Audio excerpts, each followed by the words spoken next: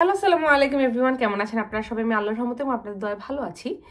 তো আজকের ভিডিওর টপিকটা সামনে আগানোর আগে বলে নেই, আমি যখনই কোনো ভিডিও করি, আমি জানি এই কথাটা হয়তো বা আমি লাস্ট কয়েকটা ভিডিওতে রেগুলার বলি, বাট তারপর আপনারা একটু কষ্ট করে শুনেন যে ট্রেলস উইথ অন্তিয়া নাশিকে আমরা আমাদের গল্প শেয়ার করি, আমরা আমাদের এক্সপিরিয়েন্স শেয়ার করি। এটা কোনো অ্যাডভাইজারি ভিডিও থাকে না, বা আমরা সলিসিটার্স না, বা আমরা কোনো কনসালটেন্ট না, ঠিক আছে? তো আমরা আমাদের লাইফে যা যা ঘটছে আমি সেটাই আপনাদের সাথে শেয়ার করি।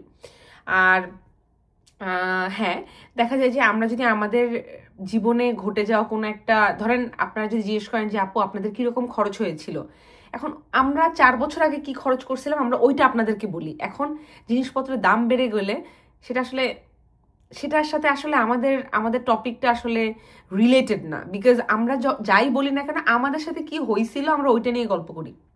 হ্যাঁ, আমরা এটা মেনশনও করে দিই। এখন প্রাইস মে চেঞ্জ, তারপরে ইনফ্লেশন হয়েছে, মানে আমরা এগুলো বলে দিই। তারপরও অনেক কন্ট্রাডিক্টরি কোয়েশ্চেন আসে, কমেন্ট আসে, বাট তারপরও আবার ক্লিয়ার করে দিলাম। আচ্ছা, যাই হোক, তো ভিডিওতে আমি আজকে যে টপিকটা নিয়ে কথা বলবো সেটা হচ্ছে ইউকেতে আসার পরে আমাদের কিরকম খরচ হতে পারে মান্থলি অ্যাপ্রক্সিমেট। তো আপনাদেরকে সবার ফার্স্টে আরেকটা কথা বলে নেই, অনেকেই আমাকে এই ভিডিওতে বলবেন যে আচ্ছা আপু আপনি যে এই অ্যামাউন্টটা বললেন, কই আমার তো এর থেকে অনেক বেশি খরচ হয়েছে। আই নো এরকম কোয়েশ্চেন আসবে, এরকম কমেন্টস আসবে। আবার কেউ বলবেন আপনি একদম বেশি বলে ফেলছেন, এগুলোর আবার কিসের দরকার, আমার তো এত খরচ হয় নাই। আমি জানি এটাও আসবে। সো আমি ইন বিটুইনে, আমি এবং Ashiq as a couple, as a থাকে না, আমরা হচ্ছে জেনারেল স্পেন্ডার। আমরা খুব হাইলি স্পেন্ড করি না, একদম নিচে গিয়েও স্পেন্ড করি না, আমরা মিডিয়াম। হ্যাঁ, এখন হয়তো একটু বেশি স্পেন্ড করি, দ্যাটস ডিফারেন্ট, বাট আমি আগের কথা বলতেছি when I move to UK. So আমি এটা বলবো সেটা হচ্ছে যে আপনি একটা কথা মনে রাখবেন, 2-3টা লাগেজে করে আপনি আপনার সংসারকে আর একটা দেশে নিয়ে আসতেছেন। নর্মালি আমরা যখন বাংলাদেশে থাকতে বাসা চেঞ্জ করি তখনই দেখি যে আমাদের সবকিছু থাকার পরেও একটা নতুন বাসায় যাওয়ার পরে ইনিশিয়াল কিছু খরচ হয়, যে খরচগুলা ইউ ক্যান অ্যাভয়েড ইট।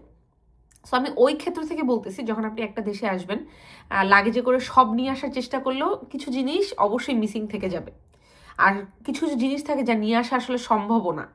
তো আপনি যখন ইউকেতে আসবেন, আসার পরপরই আপনাকে একটা কথা মাথায় রাখতে হবে, আপনাকে রানিং মাসের ভাড়া এবং ডিপোজিট মানি দিতে হবে। ধরেন লেটস সে আপনি পুরো ফ্ল্যাট নিয়ে থাকলেন না, কজ আমার পক্ষে সম্ভব হয়নি আসলে পুরো ফ্ল্যাট নিয়ে থাকার, কজ আমি ওই রকম রিচ ফ্যামিলি থেকে বিলং করি না।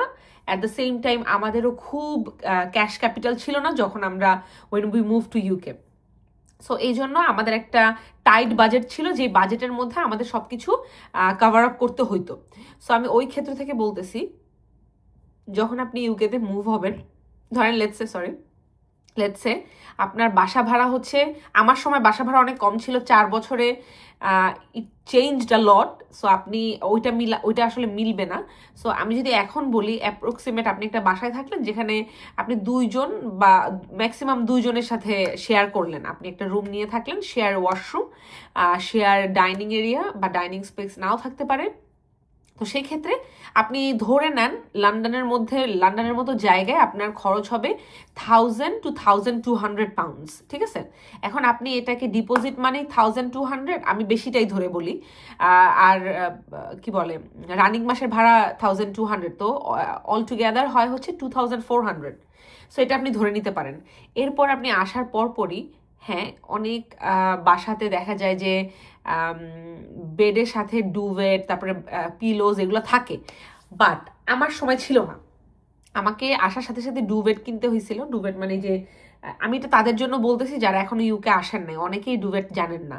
আপনারা এটা নিয়ে আবার কন্ট্রোভার্সি ক্রিয়েট করেন না, দেখেন অমুক ব্লগার এরকম এরকম বলতেছে লন্ডনে থেকে ইংলিশ পারে না। বিষয়টা হচ্ছে ডুভেট হচ্ছে একটু কম্বল টাইপের, ওই যে লেপ টাইপের আর কি। তো এই জিনিসটা এখানে ডুভেট বলে, এটা আর বালিশ সহ বাংলাদেশে কমফোর্টার বলে।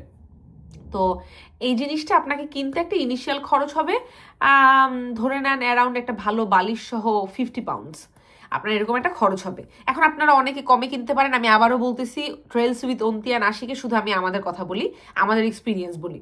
আচ্ছা, তো তারপরে আপনি যদি মনে করেন যে আপনার আসার সাথে সাথে আপনার একটা ফ্রাই প্যান লাগতে পারে, আপনার একটা ছোট্ট রান্না করার কিছু লাগতে পারে, আপনার একটা রাইস কুকার লাগতে পারে, আপনার একটা ওয়াটার যে কেটলগুলা যেটাতে আপনি পানি গরম করবেন বা চায়ের জন্য পানি গরম করবেন, হোয়াট এভার, একটা টোস্টার লাগতে পারে। সো এগুলোতে ইনিশিয়াল কিছু খরচ আছে।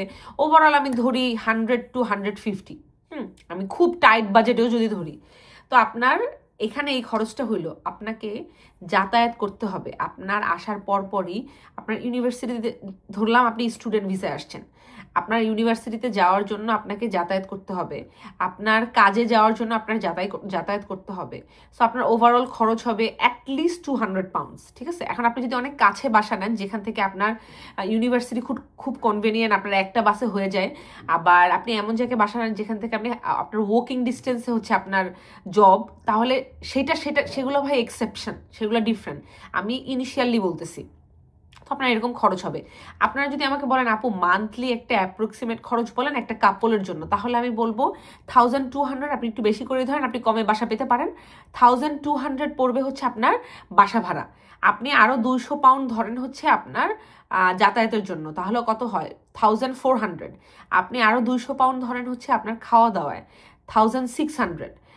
এখন কথা হচ্ছে এই জিনিসগুলা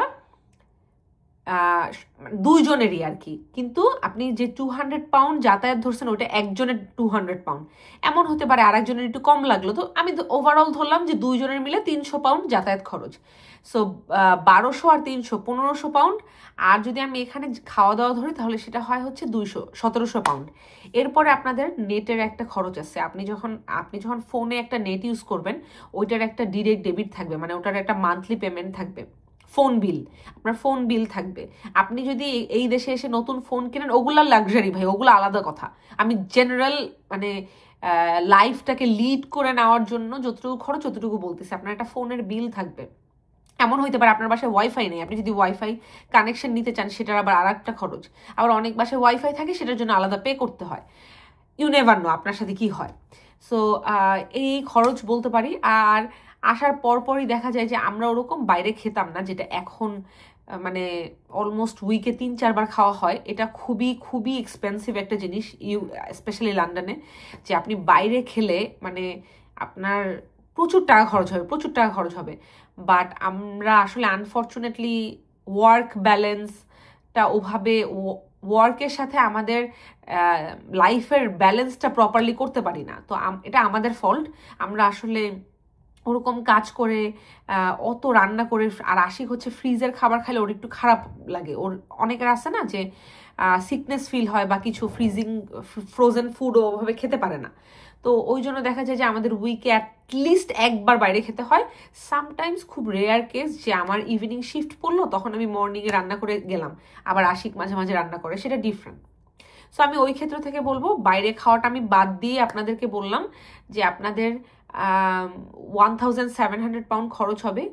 এখানে শুধুমাত্র আপনাদের খাওয়া দাওয়া, আপনি বাসায় এসে ঘুমাবেন, আর হচ্ছে আপনার যাতায়াত, এটাতে আপনার 16 থেকে 1700 পাউন্ড খরচ হবে একটা কাপলের। এটা মানে এর থেকে কম বা বেশি হতে পারে, কিন্তু একটা জেনারেল একটা এস্টিমেশন হচ্ছে এটাই, 16 থেকে 1700 পাউন্ড।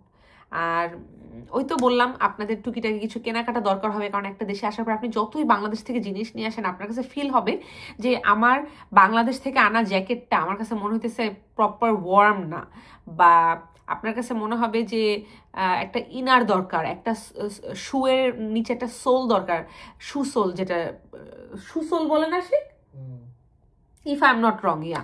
তো এইগুলোতে দেখা যায় অনেক সময় ঘন্টার পর ঘন্টা দাঁড়ায় থাকার জব থাকতে পারে, বসে থাকারও জব থাকতে পারে। তো সেক্ষেত্রে পা ব্যথা করে, অনেক দূর হাঁটতে হয়। স্পেশালি এই দেশে তো আমরা যেমন বাংলাদেশে বাসা থেকে নেমেই বলি এই মামা যাবা, কিন্তু এখানে তো আসলে এটা হয় না। এখানে হয় কি, একটা ট্রেন স্টেশন থেকে আরেকটা জায়গায় হেঁটে যেতে সময় লাগে। সো হাঁটাহাঁটির কারণে যেহেতু আমরা একটা অভ্যাস থেকে খুব ফাস্ট সুইচ করে আরেকটা অভ্যাসে আসি, তো সেক্ষেত্রে দেখা যায় যে হাঁটাহাঁটির কারণে পাটা খুব ব্যথা করে। একটা অনেক কিছু দরকার হয় আপনার, ভিটামিন সি এর কিছু মাল্টিভিটামিনস লাগতে পারে, ভিটামিন ডি এর জন্য অনেক থাকে না, লাগতে পারে। এগুলো আপনাদের দরকার হবে আপনার বডির জন্য, এগুলো এক্সট্রা খরচ। এগুলো আপনি দেখবেন যে না চাইলেও খরচ হয়ে যাবে। আবার খুব লং শিফটের জন্য বাইরে থাকলে ব্রেকের ফুড থাকবে। এখন অবভিয়াসলি আপনি যদি রেস্টুরেন্টে জব করেন আপনাকে রেস্টুরেন্ট থেকে খাবার প্রোভাইড করবে, বাট ইউ নেভার নো আপনি কোথায় জব করতেছেন। তো ওখানে খাবার প্রোভাইড নাও করতে পারে, ওখানে আপনি 10-12 ঘন্টা ধরেন কাজ করতেছেন, আপনার তো খাওয়ার জন্য কিছু একটা লাগবে, আপনি তো না খেয়ে থাকবেন না, তো আপনাকে বাইরে খাইতে হইতে পারে। সো এগুলো হচ্ছে আলাদা খরচ, এগুলো আমি এখানে ইনক্লুড করতেছি না। আমি জেনারেলি বললাম আপনাদের 16 থেকে 1700 পাউন্ড মাসে খরচ হবে অ্যাজ আ কাপল। আর যদি বেবি থাকে সেই ব্যাপারটা আমি আসলে বলতে পারতেছি না, আমার বেবি এখনো নাই, ইনশাল্লাহ আল্লাহ কখনো দিলে হয়তো আমি বলতে পারবো। সো আজকের ভিডিওটা এখানেই শেষ করছি। টিল দেন, আল্লাহ হাফেজ।